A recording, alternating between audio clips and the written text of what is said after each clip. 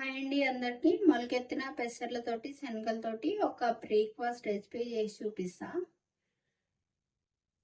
ఒక గిన్నె పెట్టుకోండి,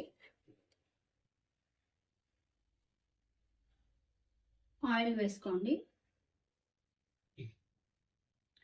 జీలకర్ర, ఆవాలు, మినపప్పు, శనగపప్పు,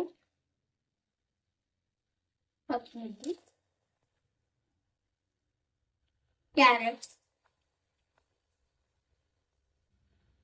మొలకొచ్చిన పెసర్లు, మొలకొచ్చిన శనగలు, గోధుమ రవ్వ 1 కప్పు,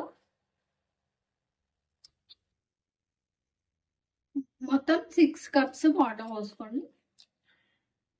1 కప్పు గోధుమ రవ్వ, 1 కప్పు పెసర్లు వేసుకున్నాం కదా, మొత్తం 3 కప్పులు అయినాయి. మొత్తం 3 కప్పులు వేసుకున్నాం కాబట్టి 6 కప్స్ వాటర్ పోసుకోండి.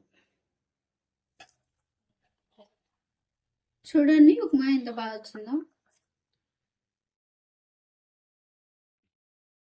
నా వీడియో నచ్చితే please like, share and subscribe. Thank you for watching. Bye.